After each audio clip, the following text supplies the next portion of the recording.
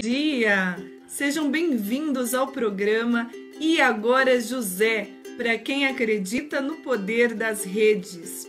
Hoje nós vamos continuar falando sobre as empresas familiares e as famílias empreendedoras. E o nosso assunto hoje é famílias empreendedoras, estratégias criativas na gestão financeira.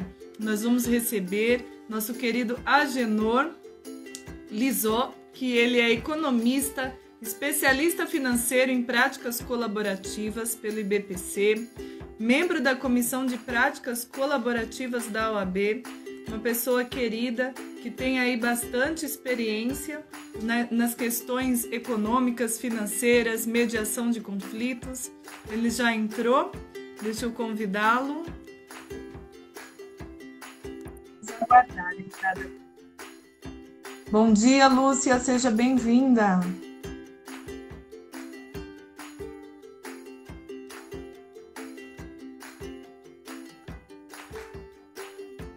Aguardando. Bom dia, Cláudia, seja bem-vinda.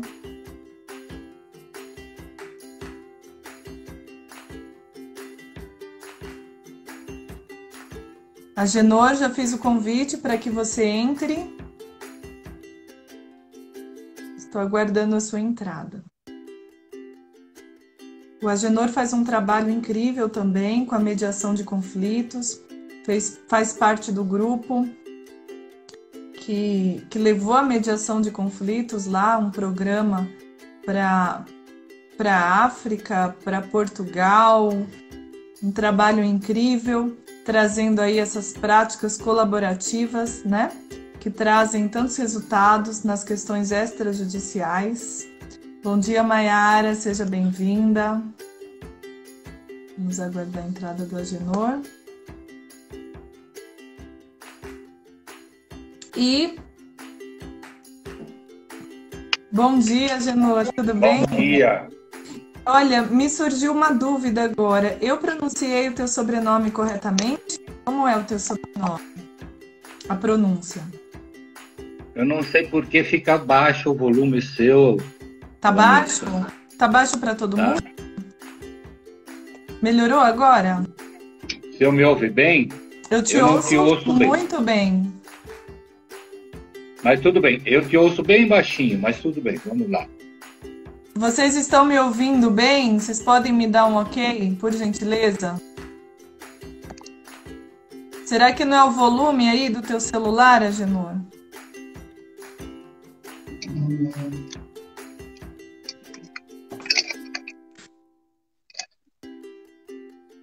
Está ótimo, perfeito. Então vamos lá. Eu quero saber, me surgiu essa dúvida, se a pronúncia do teu sobrenome está correta. Como é a pronúncia do teu sobrenome? Se estivermos falando da origem italiana, é Lizotte. Lizotte. Então pronunciei errado. Não há problema. Não és a primeira. Seja muito bem-vindo. Não vou errar mais o teu nome de jeito nenhum, agora eu aprendi. Tá bom. E hoje nós vamos falar sobre um assunto de grande relevância para as empresas familiares e também para as famílias empreendedoras, né, Agenor? Isso. Nós podemos começar, então, falando a respeito do nascimento das empresas. Como acontece esse nascimento? O que você acha da gente percorrer aí do nascimento à morte das empresas? Isso aí. Então, via de regra, as empresas familiares nascem do sonho de alguém. Alguém sonha, eu quero construir a minha independência de alguma forma, né? Sou capaz, sou bom no que eu faço, então vou constituir uma empresa. Aí redige o contrato, vamos imaginar que o contrato seria uma certidão de nascimento, né? Sim. Mas para ela poder virar pessoa jurídica, depois ela precisa de um RG, vamos chamar assim, né? O RG dessa empresa é o CNPJ. Um e a CPF. partir daí, com o CNPJ, ela já está apta a trabalhar, a poder exercer as suas atividades dentro do sonho e da capacidade que o mentor dessa empresa teve, né? E é impressionante como a gente tem estatísticas, muitas estatísticas à disposição, onde no Brasil nós temos cerca de 90% das empresas nascem como empresas familiares. Sim. É um número impressionante. Falo de 90%, é um número muito grande. Muito. Para desenvolver a atividade do país. Tanto que essas empresas são responsáveis... Né? Desculpa. O país depende dessas empresas, né? Exatamente, depende dessas empresas. E o interessante é que esse grande número de empresas, embora pequenas, médias, algumas grandes, mas, enfim, a grande maioria das empresas são pequenas empresas. Sim. Médias empresas. E o engraçado é como essas empresas empregam, né? A maior parte dos empregos vem dessas empresas familiares, pequenas empresas. Sim. Os percentuais, as estatísticas são muito grandes.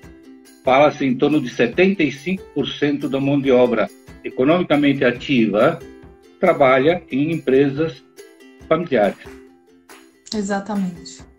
É um número impressionante se a gente olhar dentro do que nós temos aqui no país, né? Sim. E como você comentou no início, né, do nascimento à morte da empresa.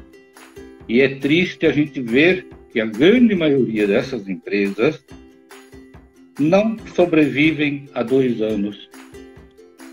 O Sebrae está cheio de estatísticas que demonstram que muitas, mas muitas mesmo dessas empresas não conseguem sobreviver a 2 anos de existência. Aí vem aquela grande questão, né? O que acontece nesse meio de caminho? Por que tantas empresas nascem e não conseguem sobreviver a 2 anos? Morrem ainda bebês, né? Ainda criancinhas. Nem tiveram a oportunidade de se tornarem adultas, não é? Não tá me ouvindo? Vanessa, está cada vez mais baixo o seu volume. Deixa eu pôr o fone aqui, por favor. Tá, ok. Seja bem-vinda, Vera. Entrou uma querida aqui também, a Lidiane, doutora Lidiane. Seja muito bem-vinda, advogada. Agora sim. Agora melhorou, mas eu vou ter que dar um jeito. Agora melhorou. Okay. O que eu disse foi o seguinte, Agenor, que essas empresas, elas morrem ainda bebês, são crianças, nem tiveram a oportunidade de se tornarem adultas, né? E, para piorar um pouquinho mais o que você falou, aqueles que conseguem crescer e se tornarem adultas, tá conseguindo me ouvir? Sim, agora sim. Ah, perfeito. Aqueles que conseguem, aquelas empresas que conseguem crescer e se tornarem adultas, e aí vai piorar um pouquinho mais, porque todo esse trabalho desse alguém que sonhou, que trouxe essa empresa à vida, né? Esse alguém não consegue levar essa empresa adiante, porque a próxima geração não sabe lidar com tudo isso, que é a passagem, né? A transgeracionalidade, a passagem de uma geração para outra, porque a empresa é uma pessoa que pode viver muitos anos, né? Não é uma pessoa física, é uma pessoa jurídica. Exatamente. Então, nós esperamos que ela viva 500 anos, 1000 anos, se for necessário. Mas, para isso, uma geração precisa passar para outra. Então, essa passagem da primeira geração para a segunda, a maioria das empresas que conseguiram crescer, se tornarem adultas, elas não passam. Então, quer dizer, de toda forma, mesmo que consiga, é necessário ter um olhar um pouquinho mais amplo, né? Hoje nós vamos trazer o olhar do sonhador, do pai, do que trouxe, ou da mãe, que trouxe à existência essa criança, essa empresa. né, que criou o CNPJ dela. Mas hoje nós vamos trabalhar isso. Mas depois a gente precisa ver como é que ele vai passar adiante a sucessão, para que os filhos, os netos também saibam levar essa pessoa como integrante da família, né? Verdade. Veja bem, o que acontece aí. Eu vejo aqui que é o sonho que está acontecendo. Sim. Mas, nesse primeiro momento, e talvez seja uma das causas da mortalidade dessas empresas, vamos falar assim, né? Tão precocemente, é por conta de que se misturam muito as coisas, família e empresa, como se fora uma coisa só. Sim. Na verdade, são coisas completamente distintas. A família é a família, o sonho, a empresa, é outra questão. Sim. A empresa é uma outra personalidade. E o interessante é que não se presta atenção, muitas das vezes, que essa pessoa jurídica tem direitos e tem obrigações. Sim. Né? E quando se descuida um pouco dessas questões, a gente acaba não se preocupando com o profissionalismo necessário dentro dessas empresas. Perfeito. Né? Parece contraditório a gente falei no começo, né, que alguém que sonhou alguma coisa diz, eu sou bom nisto, eu vou fazer isto. E a gente agora vem falar em profissionalizar. Talvez não seja na questão da produção, do fazer aquilo que a pessoa que sonha faz bem feito, mas cuidado com a empresa, a profissionalização no sentido de como se administra esta pessoa jurídica, né? Essas pessoas que vão trabalhar para cuidar desse recém-nascido, dessa empresa, é que precisa ter os cuidados de um profissional. Perfeito. Então, o próprio mentor, ele precisa ter conhecimentos. E o mínimo... Conhecimento do geral, né, Agenor? O conhecimento contábil, administrativo, como lidar com a questão financeira, os tributos, né? Um conhecimento geral e colocando isso em prática para não gerar doenças para essa empresa, né? Exatamente. Eu gosto muito de uma imagem que, dentro das empresas, tratar a empresa como se ela fosse uma locomotiva, um trem. E toda locomotiva precisa ter um trilho, um caminho, sim, em cima do qual ela vai caminhar, ela vai andar em cima disso. E talvez o primeiro grande passo para se cuidar dessa empresa é saber onde se quer chegar, para onde esse trilho vai me levar.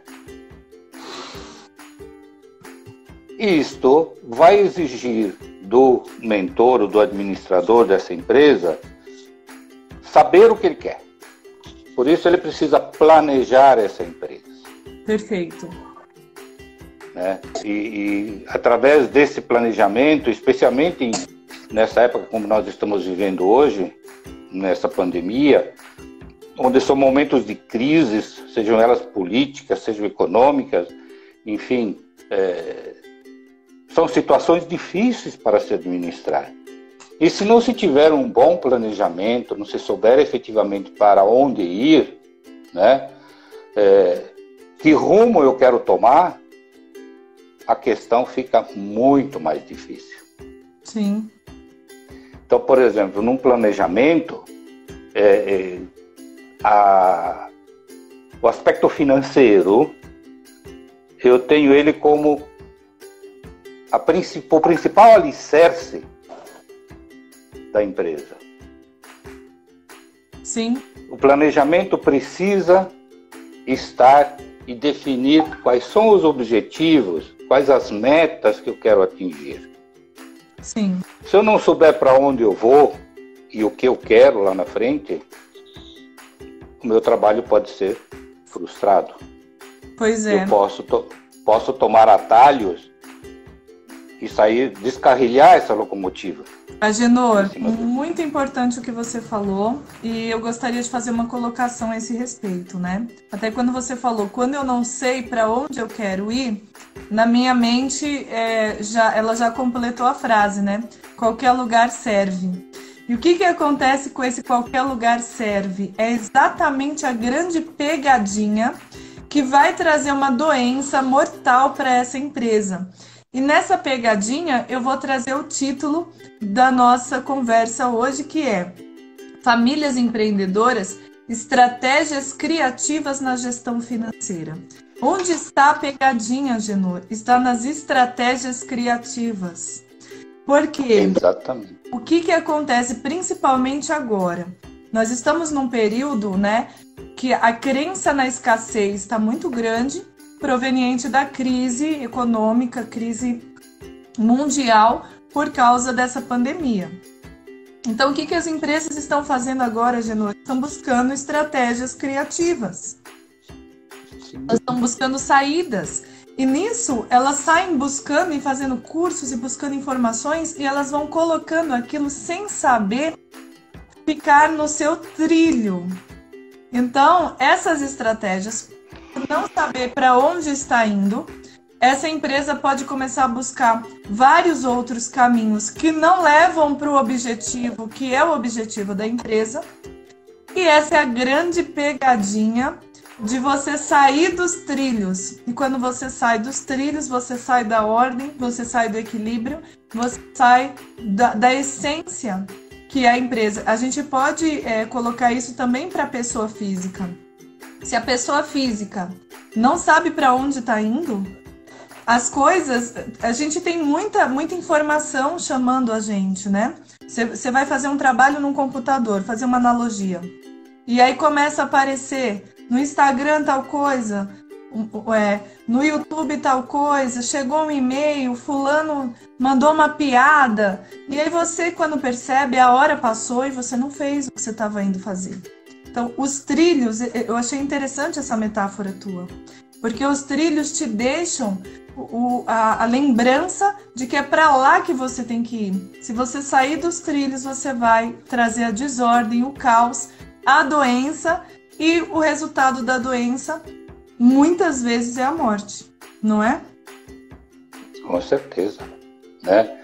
Quando você fala, se busca, né, cursos, etc., e se pensa o que fazer com essa empresa, eu acho que um dos pontos principais é quem sou eu, essa empresa se perguntar, quem sou eu nesse mercado? Sim. Qual é o diferencial que eu quero levar para essa empresa? Não adianta fazer uma enxurrada de cursos, de questões, se elas não estiverem alinhadas com o objetivo da empresa. Sim, com esse trilho. Eu preciso, exatamente, então eu preciso saber o que eu quero. Então, nesse planejamento, eu preciso saber para onde eu vou, com que qualidade de serviços eu quero chegar lá, qual é a maneira que eu vou me colocar dentro do mercado e como é que eu quero que o mercado me veja. Sim. Como é que eu quero ser percebido por esse mercado, né? E, lógico, dentro disso é para onde eu quero ir, em quanto tempo eu quero chegar lá, com que meios eu vou chegar, né? Qual é a comunidade, quem eu quero alcançar. Então, tudo isso tem que estar alinhado, tem que estar planejado. Até saber, bom, qual é o passo que eu quero dar. Eu posso produzir 10, mas eu quero crescer para produzir 100. Porém, em quanto tempo? Eu não posso, se eu tenho capacidade para 10, eu não posso querer produzir 20 no curto espaço de tempo. Eu preciso me preparar para isso.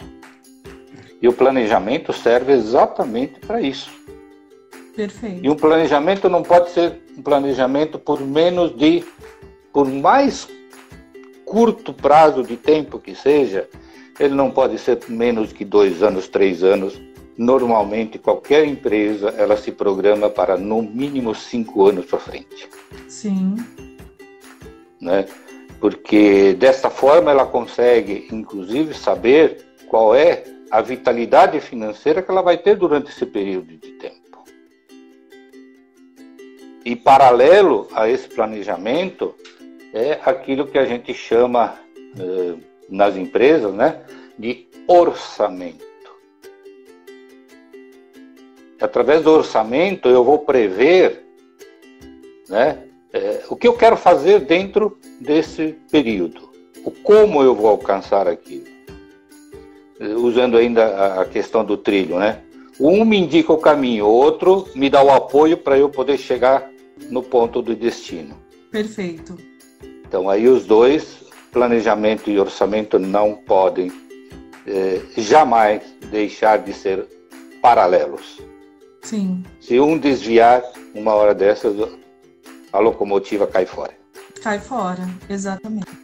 Não tem muito jeito, né? E é interessante que enquanto eu sonhei para onde eu quero ir, o outro vai me manter. Qual é a posição que eu estou? Na realidade. Qual é a minha realidade? Exatamente. Né? Então, ele me dá uma visão do negócio constantemente. Sim, e você sabe que isso é fundamental, viu, Agenor? É tão importante o primeiro trilho, que é o sonho.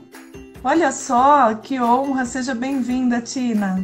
Tina é uma amiga muito antiga lá de muitos anos, lá de Recife. Seja bem-vinda, Tina. Então, nós temos aqui o quê? Nós temos o primeiro trilho, que é fundamental para que a empresa seja saudável, e o que é o sonho, né? É onde você quer chegar, então você vai visualizar esse sonho, né? Você tem que ter ele muito presente. E uma das coisas que eu quero deixar como dica também, Agenor, que isso é uma coisa que eu faço, é o seguinte: quando eu planejo o trabalho da gente, da nossa empresa, onde nós queremos chegar daqui 5 anos, então a gente visualiza isso e a gente transforma isso numa imagem e colocamos essa imagem para que todos que trabalham vejam essa imagem. Porque é para lá que nós estamos indo. É lá que nós precisamos chegar.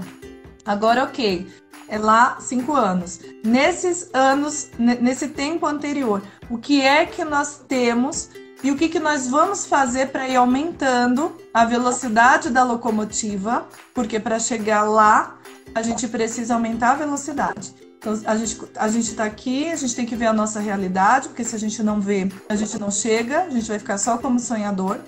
Dentro da nossa realidade, agora sim, colocando o básico, que é o que nós estamos trazendo hoje, e buscamos estratégias, mais estratégias, cursos e possibilidades dentro da locomotiva, do caminho que a gente está indo. E aí vai pegando força, vai pegando força, vai pegando força, até que a gente vai chegar lá. Então, esse movimento dos 2 trilhos é fundamental para chegar. E ver quantas coisas no caminho podem te atrapalhar, né, Agenor? Tanto a questão de ser uma empresa familiar e de você, eu faço até essa analogia, né, do abuso, o relacionamento abusivo. Relacionamento abusivo não é só contra pessoas físicas, pode ser contra a pessoa jurídica. O que é um relacionamento abusivo contra uma empresa? É, por exemplo, eu querer viajar, e a minha viagem é para Disney, é passeio, ok? E aí eu não tenho esse dinheiro, mas a empresa tem. Então eu vou pegar da empresa, porque eu não vou deixar de viajar, eu sei que tem dinheiro lá.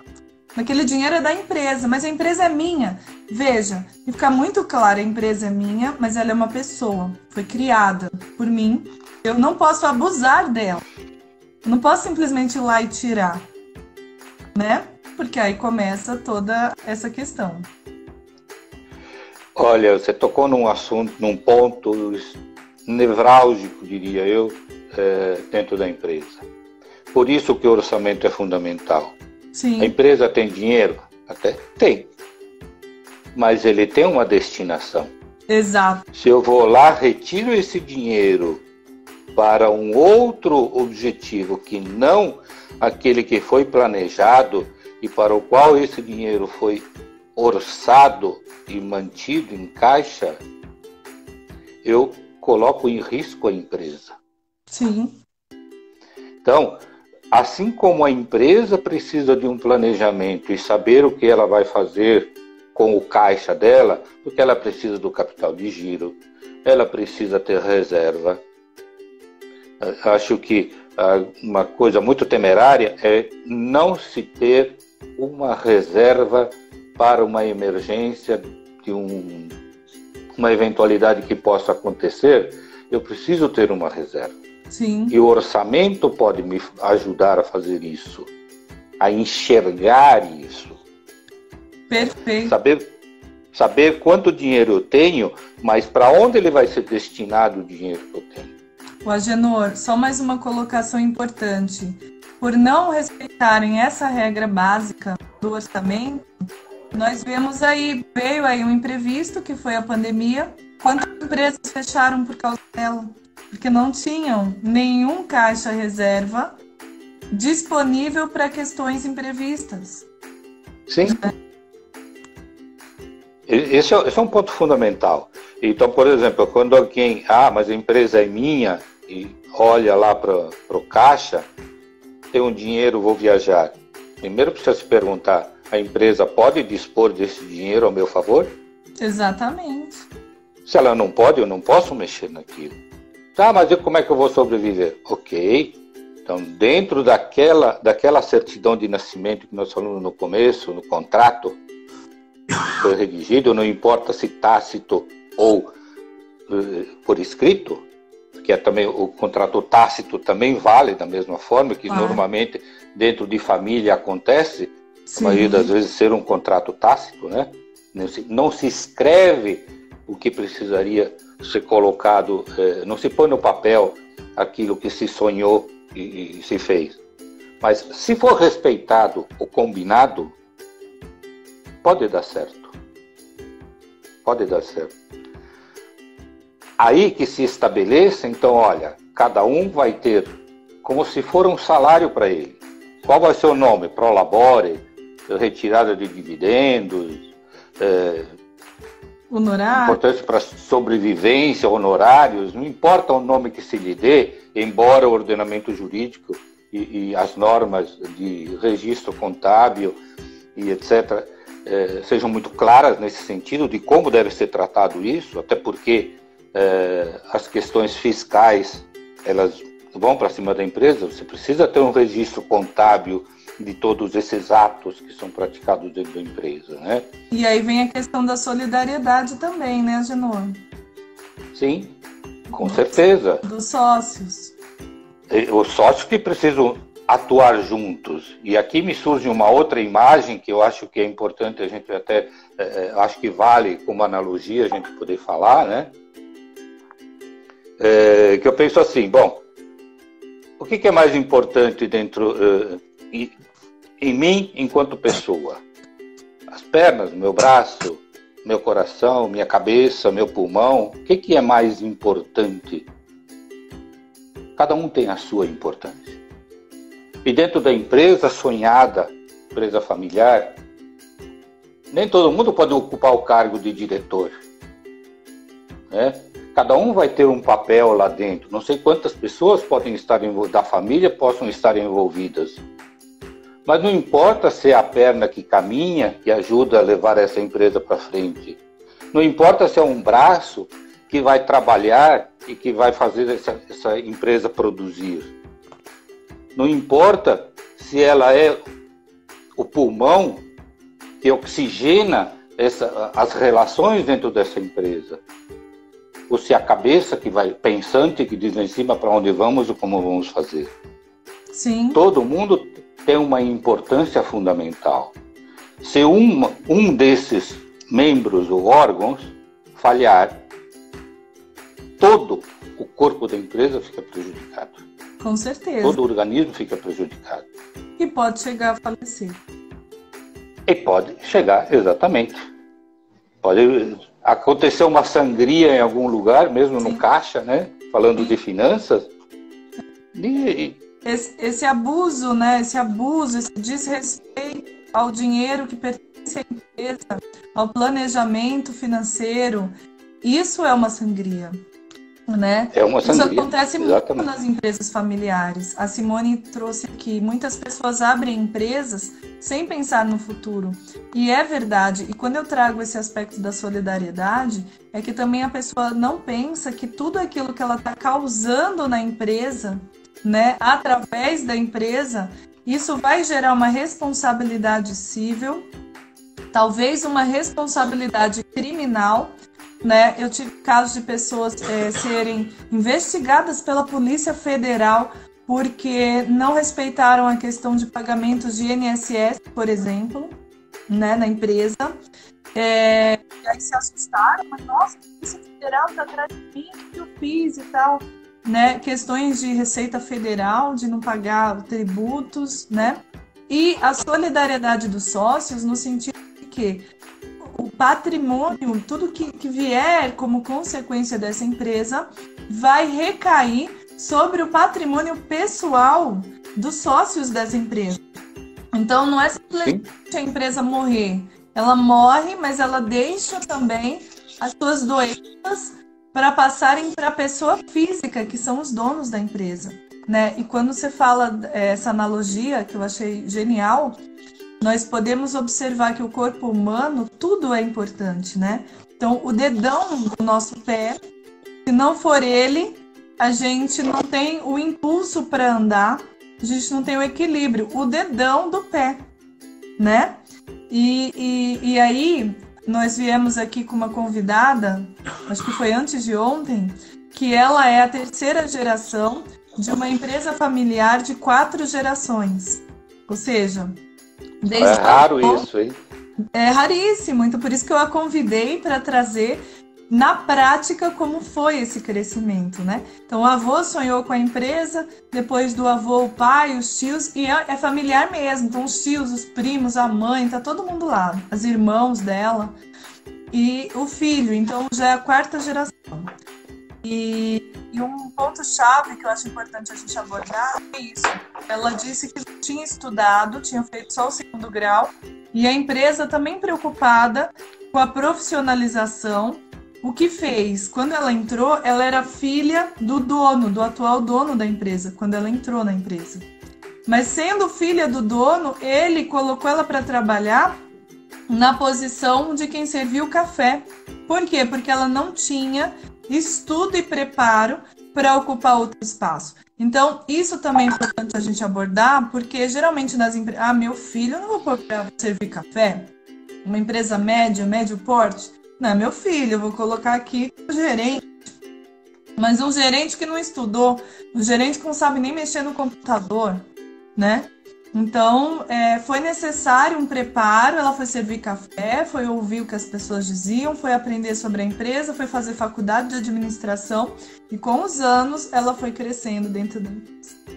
Isso é importante, ela é a filha fora da empresa.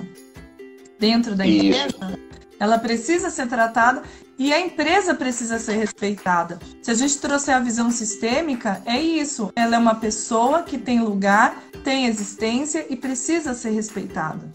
E com respeito, a empresa cresce, né? Exatamente.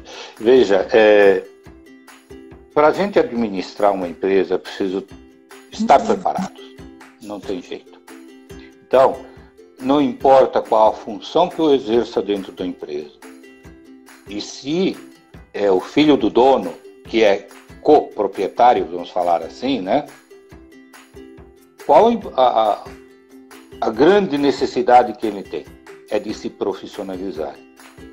Eu vou servir cafezinho, mas eu tenho que servir da melhor maneira possível. Então eu vou me preparar para servir bem o café. Sim. Não importa o que eu esteja fazendo. Se eu vou gerenciar, sei lá, vou cuidar das finanças da empresa, eu preciso me preparar para ser não um bom gestor financeiro, mas eu preciso ser o melhor gestor financeiro dentro dessa empresa. Perfeito. Porque ela é minha. Eu sou coproprietário junto com os demais sócios meus. Perfeito. Que tem a mesma importância. Eles são tão necessários quanto eu dentro da empresa. E Agenor, essa questão do cafezinho, teve uma colocação aqui que eu achei genial da Mayara, E ela trouxe isso, cada parte é importante. Então, o cafezinho, você imagina que seria uma das menores partes, né? Então, ela colocou aqui, Não é? ela colocou aqui uma célula, que não é vista a olho nu. Se existe, ela vai virar um câncer. Travou. Olha só. Eu trouxe essa visão aqui, uma célula que nem é vista a olho nu no corpo humano. Se houver uma mutação nela, né, inadequada, isso pode gerar um câncer no corpo. Então você vê que todos os aspectos realmente são fundamentais. E eu estava me lembrando aqui, Agenor, que essa parte do trabalho financeiro, né, você teve uma experiência bastante bacana, se você me permite falar da tua experiência, que eu sei. Você foi responsável financeiro pelo grupo Pão de Açúcar, não foi isso? Não, na verdade, eu era gerente de recursos humanos. Antes disso, eu gerenciei uma cooperativa de crédito, mexia com dinheiro. Ah, ok. Que não cheguei à diretoria do Pão de Açúcar, não, longe, por favor. Mas eu trabalhei muito tempo, óbvio, durante quase, salvo engano meu, durante uns 8 anos, como gerente de uma cooperativa de crédito. Certo. Numa época que a inflação era um negócio desastroso, né? Sim. Onde se chegou a ter inflações assim de 40% foi no mês. Aquele período do Collor? Do Collor, naquela época, um pouquinho antes, na época do Collor, e logo em seguida, no Sim. tempo do Sarney. Lembra dos fiscais do Sarney? Vivi tudo aquilo. Nossa, então. Então você sabe bem o que acontece se não cuidar desse aspecto financeiro, né? Se não olhar para tudo isso e se não tiver a consciência, porque o ponto está na consciência, de enxergar mesmo. Outro ponto muito importante é o dinheiro que entra na empresa, né? Eu tive uma cliente que teve uma questão familiar, né? Uma briga familiar, isso acontece muito na empresa, né? Se divorciam e um deles fica com a empresa, ou querem vender a empresa, e a empresa vira moeda de troca da briga pessoal entre eles. E nessa questão, a pessoa colocava no processo de família, assim, fulana ganha 400 mil reais por mês. Ela não ganhava 400 mil reais por mês. 400 mil reais era a média de entrada de dinheiro na empresa. O fluxo da empresa, vamos falar assim. E aí, dali vai sair muita coisa, né? Dali vai sair os funcionários, todas as despesas da empresa, o marketing, né? O contador, enfim. E aí vai descobrir quanto que realmente é o resultado final, né? Qual é o lucro real de tudo isso. Isso... Se for pequena empresa, não enxerga isso. Pensa, o dinheiro entrou, é meu. Né? Então, o dinheiro é meu. Por isso que é muito importante a gente ter um cuidado enorme com o fluxo do caixa. O que significa fluxo de caixa? É o quanto entra, mas eu preciso saber o quanto vai necessariamente sair para manter essa empresa viva. Se eu comprei matéria-prima, eu preciso pagar essa matéria-prima. Se ao vendê-la entrou 400 mil, mas desses 400 mil, quanto é o meu custo de matéria-prima que eu preciso pagar? Quanto desses 400 mil eu preciso pagar de salário para os meus colaboradores? Quanto desses 400 mil eu preciso repassar para o Estado de imposto que foi cobrado na venda e que o consumidor final pagou o imposto e eu preciso reter esse imposto? Né? Enfim, isso gera obrigações por parte da empresa, as mais diversas. Sim. Então, se dos 400 mil me sobrar 10%, é um bom resultado para uma empresa. Sim. Mas não significa que, porque entrou 400 mil de produto vendido, significa que isso é o resultado da empresa. Sim. E onde que eu enxergo tudo isso? Isso tem que estar planilhado. Tem que estar numa planilha. Essa planilha tem que ser revista diariamente. O bom gestor, ele não precisa de ficar criando muita coisa. Se ele tiver um olho clínico em cima do orçamento da empresa, ele sabe para onde está indo. Perfeito. E isso é importante, viu, Agenor? Porque às vezes a pessoa, é isso que eu quero trazer. Às vezes a pessoa vê o dinheiro entrando, então a parte de vendas da empresa está excelente, está funcionando. Os clientes estão chegando, estão pagando. Então, a pessoa vê aquele dinheiro entrando, mas não tem esse conhecimento de gestão e pensa que está tudo bem. Então, tive também a experiência de clientes que definiram, porque entrava bastante dinheiro, definiram um valor para cada diretor de honorários, né? Então, fulano, todos os diretores vão receber 20 mil reais por mês. Mas 20 mil porque viam muito dinheiro entrando. Aí vinha alguém e oferecia, olha, tem um novo método de marketing que faz assim, você vem aqui e paga 20 mil. Aí, legal, um novo método. Tem tal tecnologia que eu vou colocar, tem um robozinho que o robô fala, que não sei quanto que é o robô. 20 mil, 20 mil, esse robô é muito bom.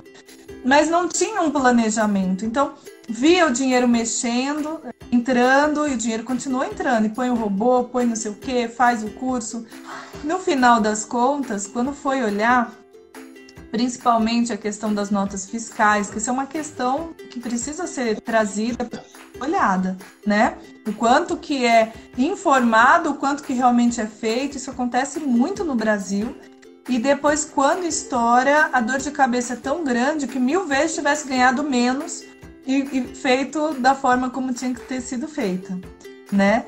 E quando olham, mas como é que pode se a empresa continua entrando tanto dinheiro e nós estamos agora no vermelho, sem perceber?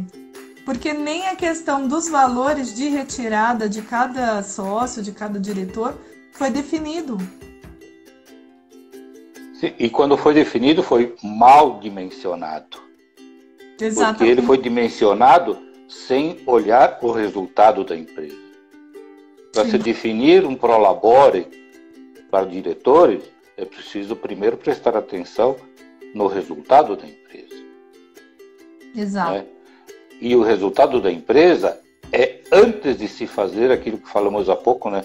Reserva. Eu não posso mexer no capital de giro. Sim. O olho não pode crescer em função de números absolutos. Eu preciso saber quanto deste número absoluto eu posso dispor no final. Sim. Senão, eu vou provocar uma sangria dentro dessa empresa que não vai ter oxigenação para o restante da empresa. Sim. Desaparece o setor de compras, por exemplo, né? A reposição de matéria-prima ou do produto a ser comercializado, enfim, dependendo do modelo e do tipo de empresa, né? Sei lá, vamos falar de uma padaria. Eu preciso pagar a farinha que entrou para eu fazer o pão. Exatamente. Né?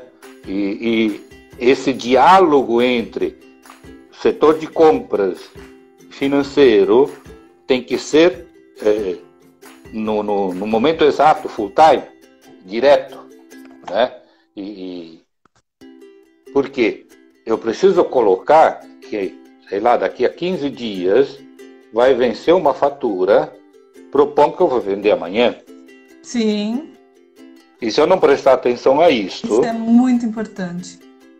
Se eu não prestar atenção a isto e não reservar esse dinheiro, eu vejo que tem dinheiro no caixa, eu vou lá e retiro. Daqui a 15 dias eu estou no vermelho.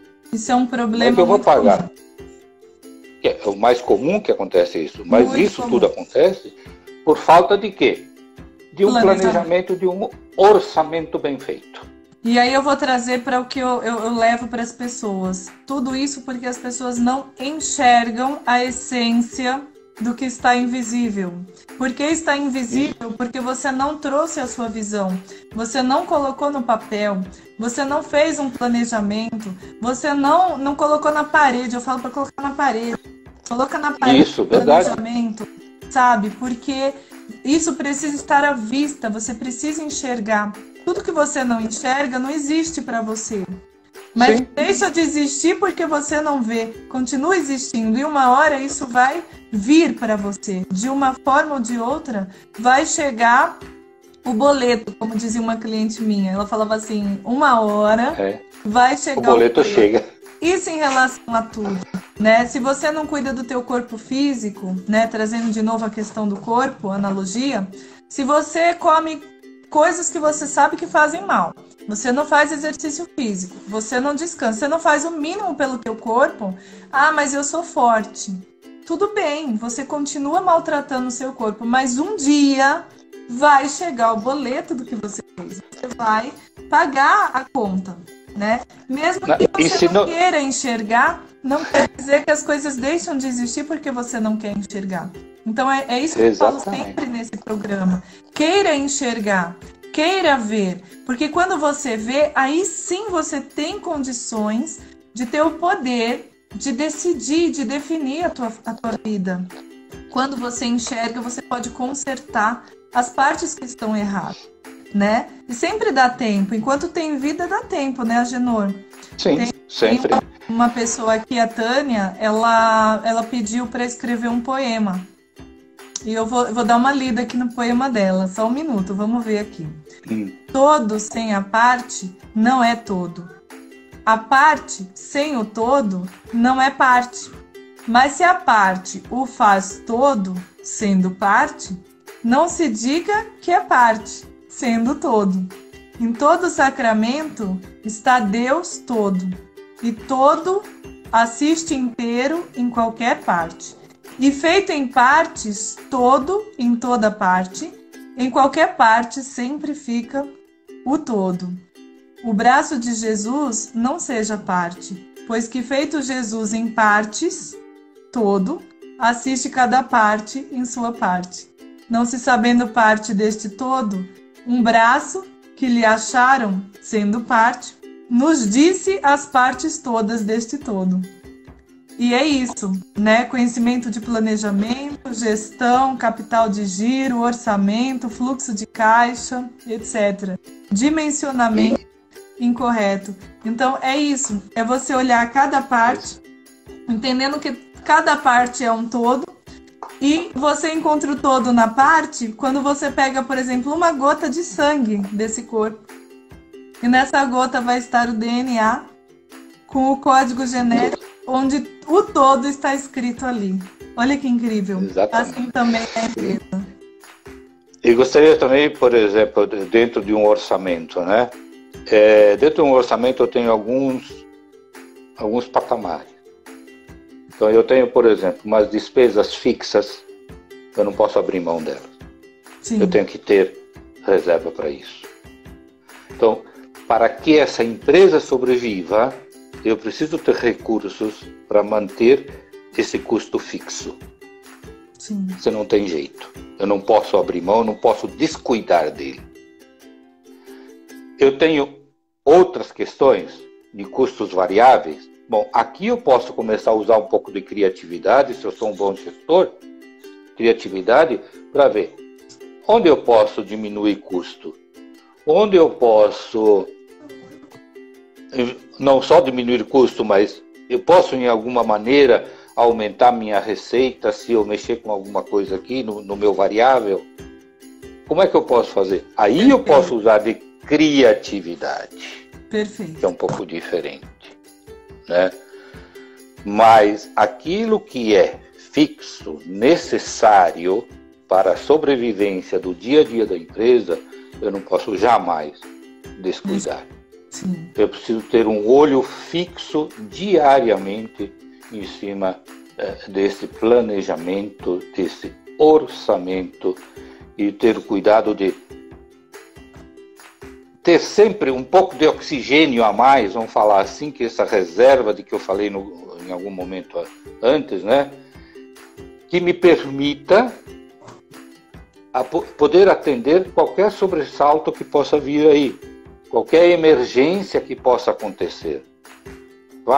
Uma máquina que quebra, eu não posso prever quando isso acontece.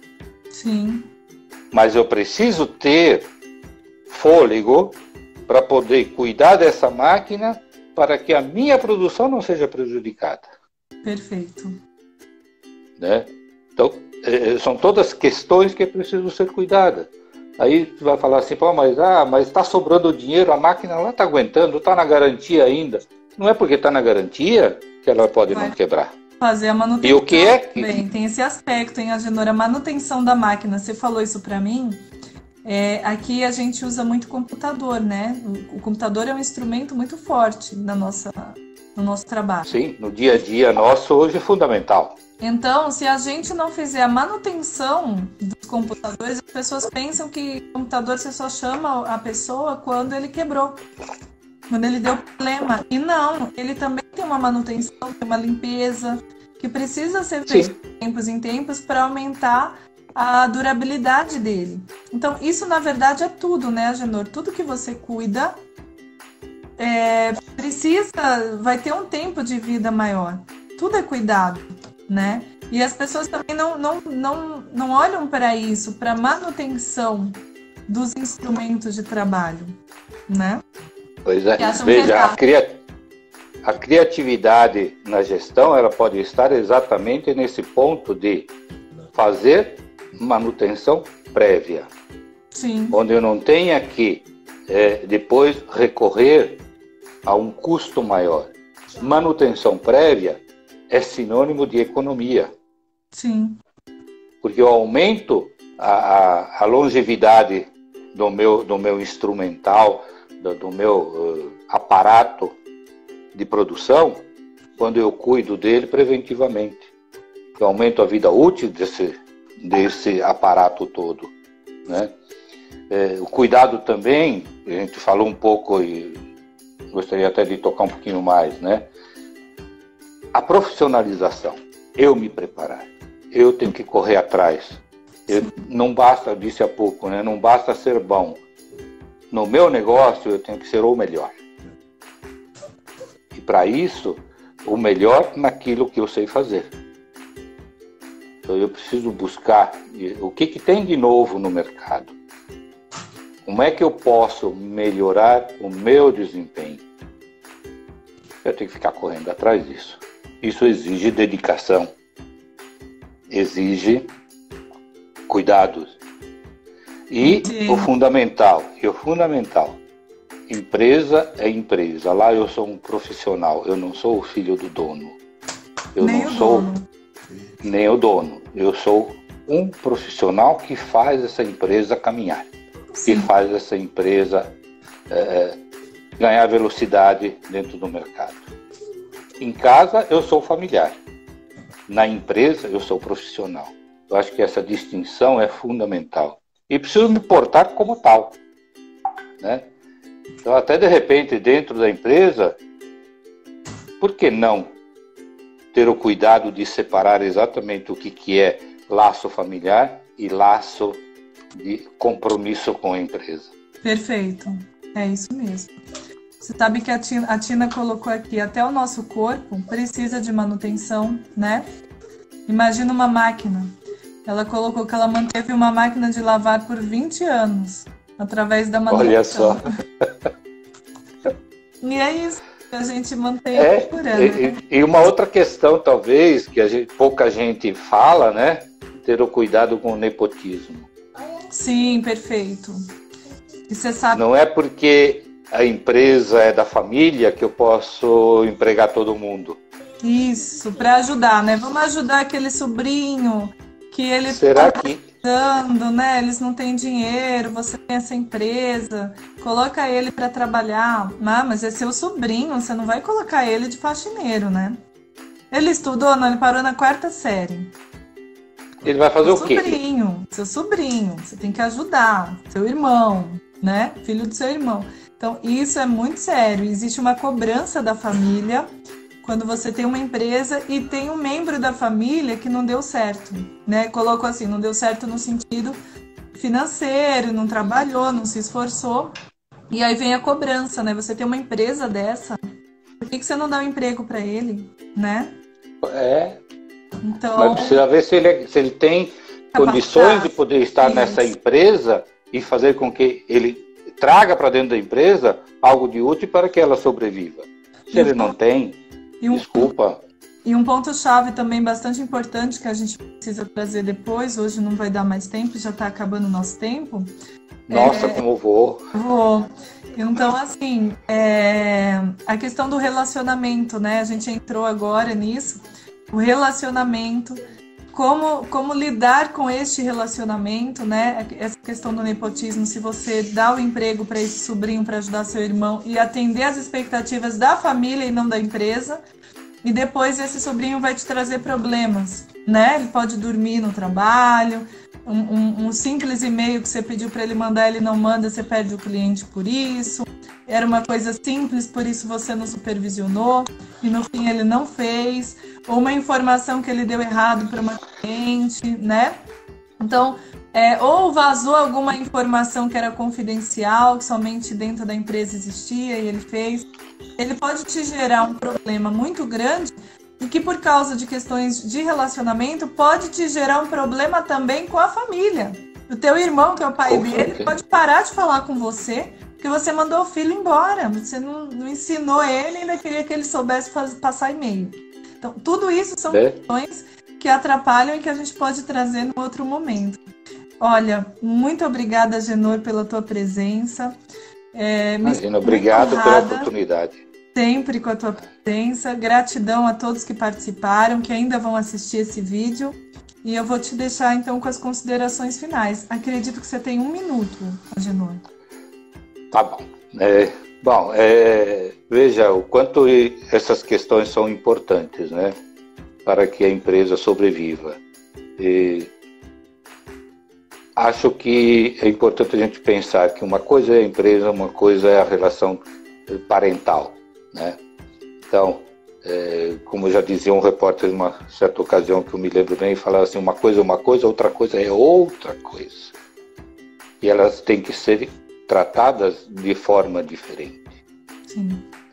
E se alguém está e prejudica a empresa e for demitido, isso não tem que mexer com a relação de família.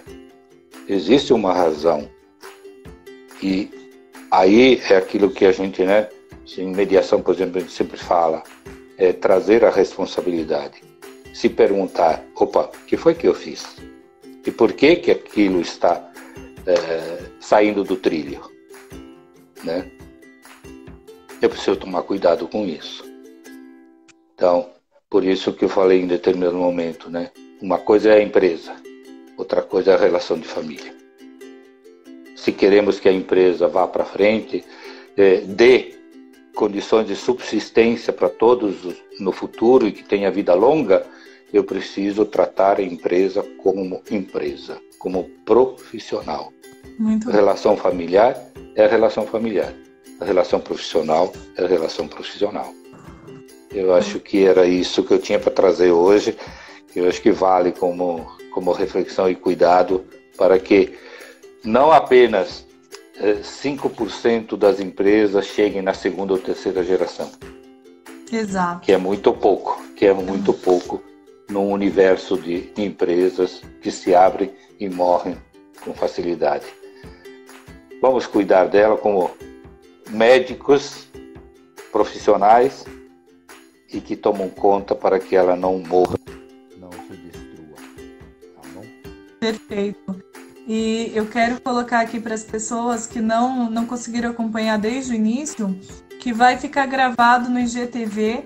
Daqui poucos minutos vocês podem entrar e assistir desde o início, porque realmente aqui tem informações incríveis, importantes para serem colocadas nas empresas, nos empreendimentos que ainda querem fazer, né? Pessoas que ainda estão pensando em abrir uma empresa, ter todo esse conhecimento para refletir e se preparar para que possa ter sucesso, tá bom? Isso aí. Um grande abraço. Quem quiser também pode compartilhar para que outras pessoas possam conhecer também, tá bom? Obrigado, doutora. Obrigada a você. Um grande abraço, Agenor. Outro, tchau, tchau.